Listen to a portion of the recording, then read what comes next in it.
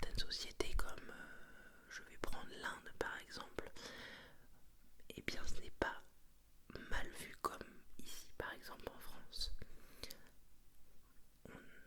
Beaucoup de pays tolèrent que les majeurs sortent avec des mineurs, et même il y a des mariages arrangés entre des mineurs et des majeurs. Enfin bon, il y a des pratiques vraiment horribles dans ce monde, malheureusement. Et donc, légalement, oui, il y a un âge pour aimer. Après, je vais prendre mon cas, moi. J'ai rencontré mon mari, j'avais 17 ans et lui en avait 24. Nous avons 7 ans d'écart. Si on va par là, j'étais mineur, il était majeur. Donc, effectivement. Mais je pense avoir eu une certaine maturité à ce moment-là, avoir eu un certain recul, parce que lui avait un travail, il avait de l'argent, il avait le permis de conduire. Moi j'étais encore en études, je ne travaillais pas, je n'avais pas d'argent, j'étais encore chez mes parents.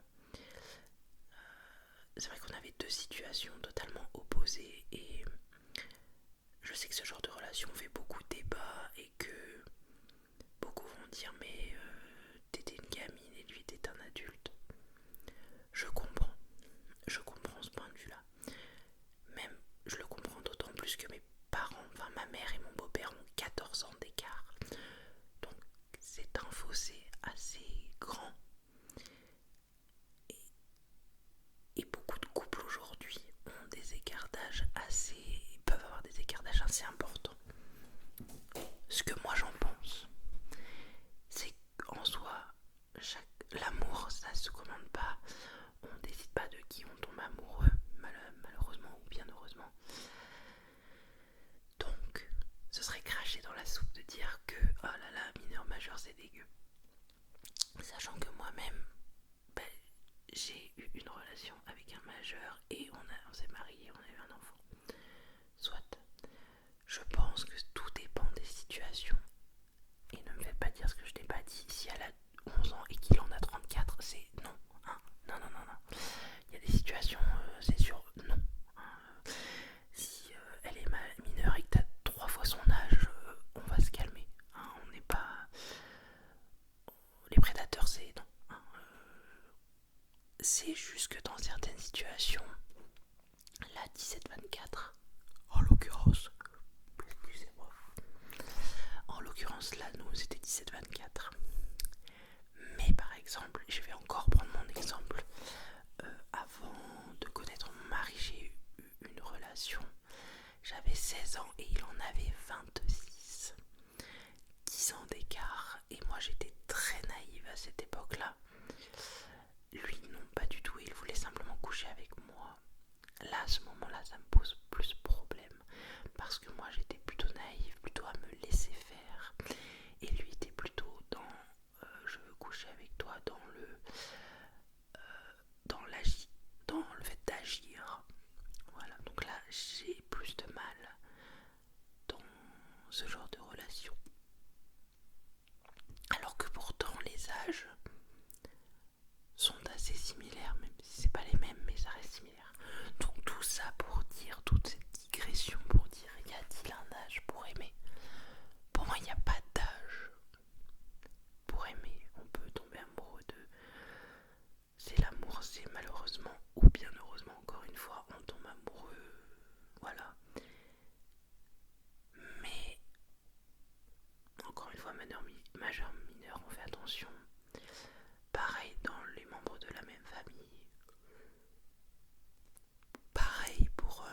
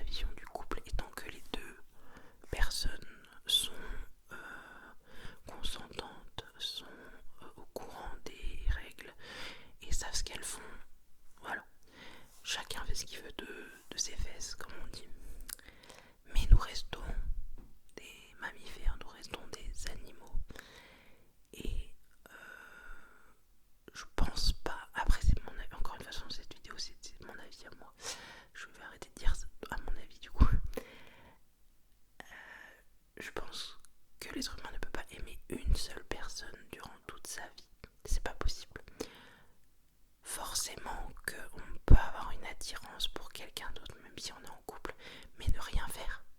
Rester en couple avec la personne avec qui on est. Juste, voilà, j'ai une attirance pour cette personne, mais je n'ai rien fait. Juste, pour moi, l'être humain, on peut pas aimer, on peut pas regarder, on peut pas désirer qu'une seule personne dans toute sa vie. Pour moi, ce n'est pas possible. On aura forcément un jour une attirance, un regard, un truc, un machin envers quelqu'un d'autre, sans forcément tromper la personne avec qui on est, sans forcément consommer, sans forcément rien faire. Mais pour moi, on ne peut pas aimer qu'une seule personne dans sa vie. On ne peut pas aimer une seule personne durant toute sa vie. Voilà. Pour moi, ce n'est pas possible. Je suis assez ferme sur cette question. Et donc, prochaine question. Doit-on tout dire à la personne que l'on aime? Et j'ai mis du coup en complément de cette question, peut-on mentir?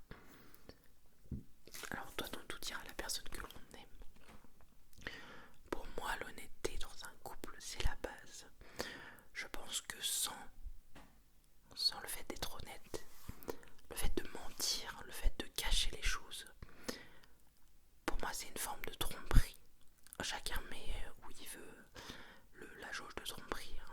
Il y en a pour qui tromper c'est embrasser, il y en a pour qui tromper c'est même pas coucher. C'est vraiment chacun a sa vision de la tromperie. Pour moi, on doit dire les choses à la personne qu'on aime. Voilà, mais même par question de respect en fait. Je veux dire, t'es avec une personne, tu l'aimes, elle t'aime, vous avez une relation.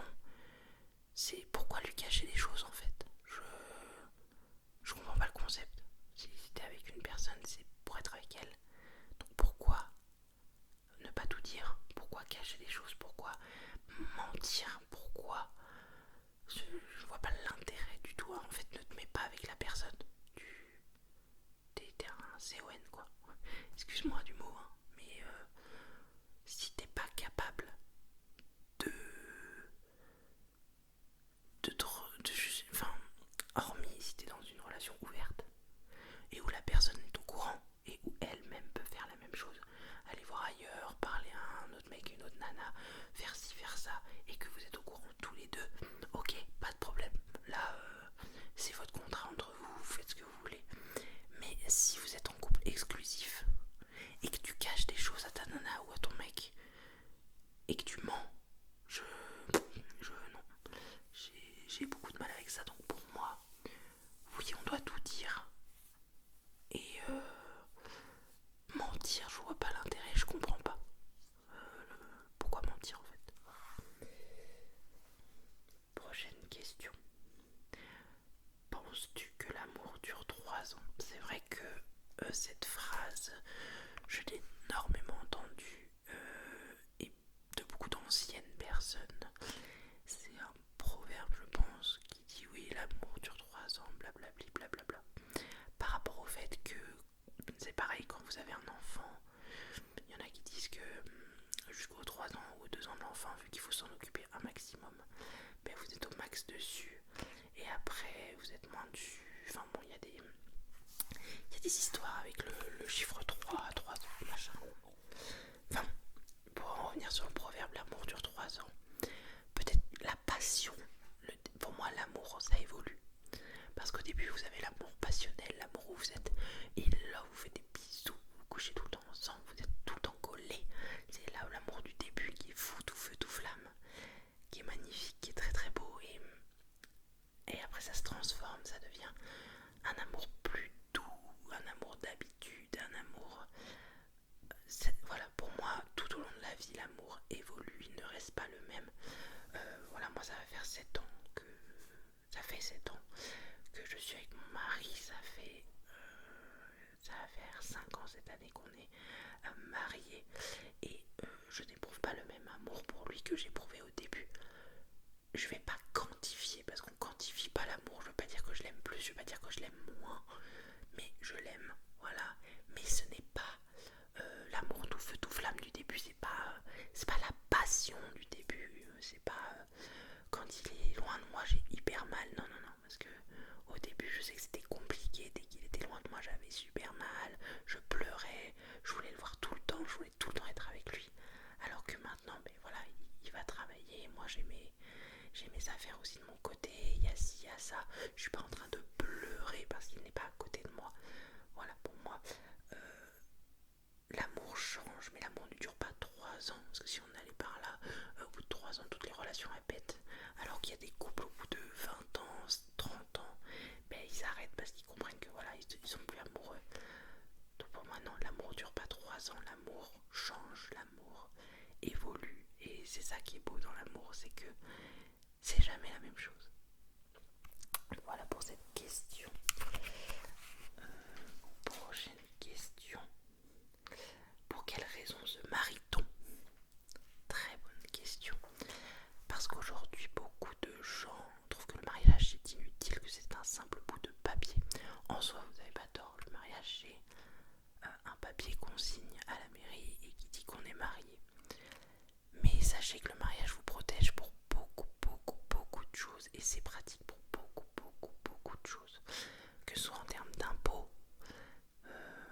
que ce soit en termes si un de vous deux décède et que vous possédez un bien. Parce que malheureusement la vie n'est pas éternelle. On n'est pas éternel sur cette terre, on ne sait pas quand c'est qu'on va partir. Et le fait d'être marié, ça fait une protection pour votre conjoint ou votre conjointe en cas de décès de votre personne. Voilà, même si vous avez des enfants, le mariage protège de beaucoup de choses, plus que le Pacs, parce qu'il y a aussi le Pacs qui est possible. Donc, pour moi, le mariage, en termes papier, je parle, c'est une très bonne chose, ça protège beaucoup de choses et ça devrait être fait dès qu'on a un bien immobilier, dès qu'on a des enfants, dès qu'on a des choses en commun. Pour moi, je pense qu'on devrait se marier. Également, pour moi, c'était très important de porter le même nom que mes enfants. C'est quelque chose qui personnellement me tient énormément à cœur. Quand ma maman s'est remariée et que je ne portais pas son prénom, son nom de famille, ça m'a fait énormément de mal.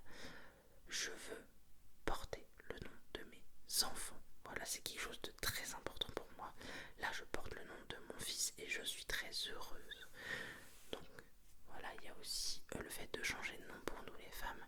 Après, aujourd'hui, on est en 2024, on peut garder son nom de jeune fille, on peut mettre son nom d'épouse, on peut mettre les deux, on peut faire ci, on peut faire ça. Soit, moi j'ai décidé de porter le nom de mon mari, c'était mon choix. Donc on peut se marier par amour, bien sûr. C'est la principale raison pour laquelle je me suis mariée avec mon mari, parce que je l'aime de tout mon cœur et que voilà, on voulait consolider notre amour. Et malheureusement, beaucoup de couples se séparent la première année de leur mariage, alors qu'avant, ils étaient en couple depuis X ou Y années. Malheureusement, le mariage, c'est pas une boule de cristal ou un bouclier anti-rupture. Hein. Malheureusement, peut-être que certains, justement, en se mariant, prennent conscience qu'une relation, c'est pas rien et qu'il y a des efforts à faire et que du coup, ça coince. Le mariage peut révéler beaucoup de choses de la personne avec qui on est. On se rend compte qu'en fait, c'était pas ce qu'on voulait, tout n'est pas si rose, tout n'est pas si bleu, tout n'est pas. Donc je comprends les couples qui se séparent la première année et qui comprennent que du coup, en fait non, ça ne va pas. Donc on peut se marier par amour, on peut se marier pour malheureusement les papiers. Ce genre de mariage, c'est pas très beau. Les mariages gris ou mariage blanc, je sais pas comment ça s'appelle. On peut également se marier par obligation dans certains pays. Et ça, je trouve ça très honteux. Parce que je prends mon exemple, je me suis mariée par amour avec un homme que j'aime.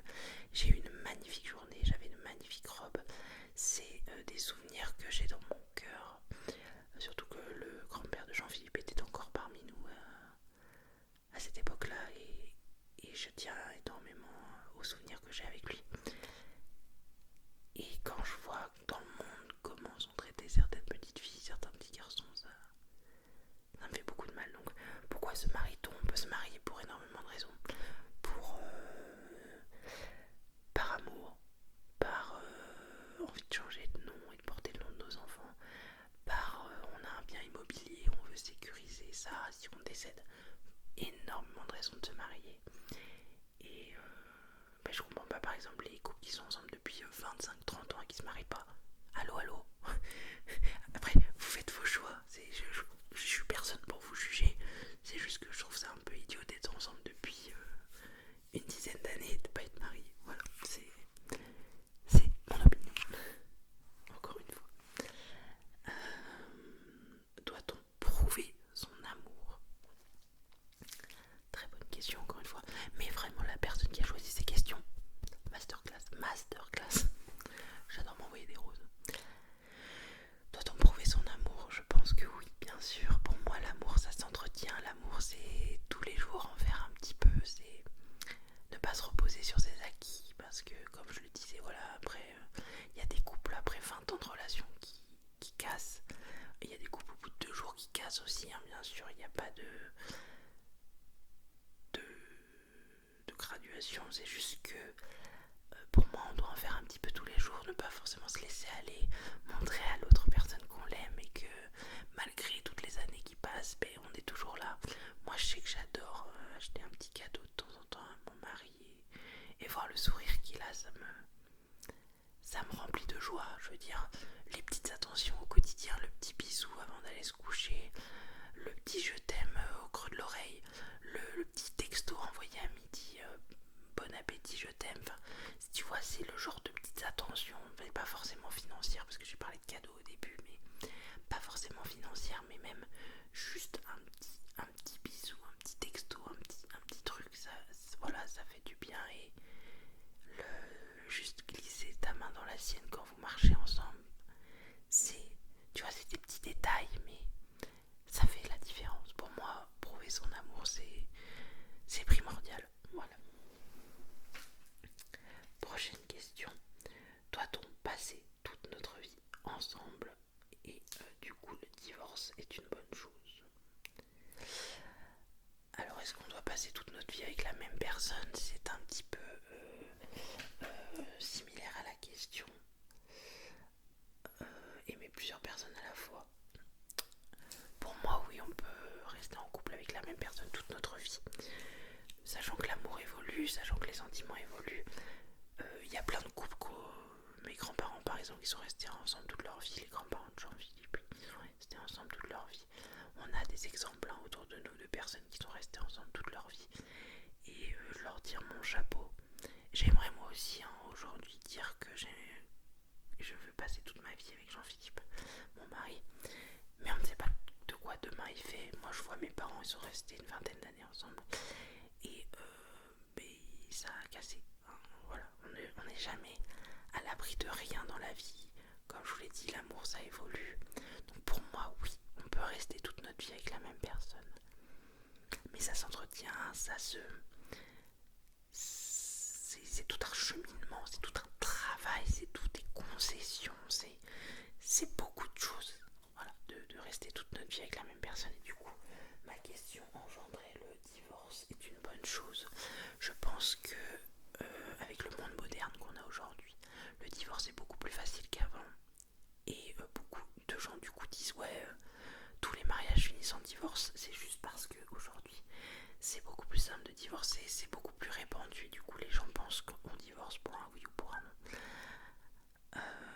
Voilà, le divorce ça reste la porte de sortie, ça reste quelque chose qui dans certains pays n'est pas accessible pour les femmes. Ce qui est très injuste d'ailleurs, parce que dans certains pays il faut qu'elles attendent qu'il y ait une faute du mari pour pouvoir divorcer, ce qui est horrible. Donc voilà, pour moi on peut rester toute notre vie avec la même personne, mais il faut vraiment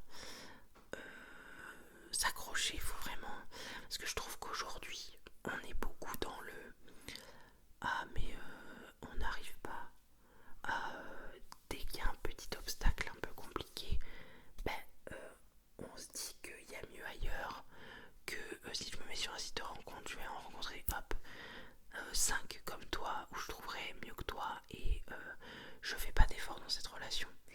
Malheureusement ça arrive beaucoup, ce genre de situation où la nana ou le mec, ou peu importe votre genre, je m'en fiche, fait pas d'effort parce que ah ouais c'est bon, je vais en trouver 4 des comme toi et je vais pas me faire chier. Voilà.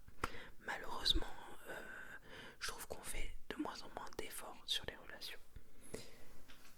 Voilà pour cette question. Peut-on aimer à distance? Très très grosse question. L'amour à distance, c'est quelque chose, je pense, de très dur. Les relations à distance, c'est très difficile à tenir parce que loin des yeux, loin du cœur, c'est vrai que c'est une expression très souvent utilisée. Je dis pas que c'est impossible, c'est pas impossible d'aimer à distance parce qu'il y a des couples qui vivent très bien leur relation à distance et qui sont même heureux de ne pas être collés toutes les 4 matins. Mais il n'empêche que ça reste quelque chose de difficile, que ça reste quelque chose où il faut s'investir et il faut avoir pleinement confiance en la personne en face. Ne pas psychoter quand elle te dit je vais passer une soirée chez un tel, je pourrais pas t'écrire.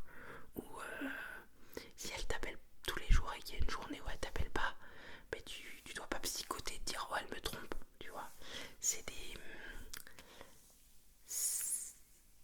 une manière d'aimer compliquée, très dure, mais je pense que sur du long terme c'est peut-être compliqué, peut-être durant 1 an, 2 ans max. Après ça commence à être long et je pense qu'il faut quand même être avec la personne au quotidien pour voir les petites mimiques, les petites habitudes, les petits défauts, les petits trucs qu'on voit pas, quoi. Je veux dire, tu sais pas si elle laisse traîner ses culottes dans la salle de bain pendant 6 jours avant de les laver, si t'es pas avec elle, tu vois.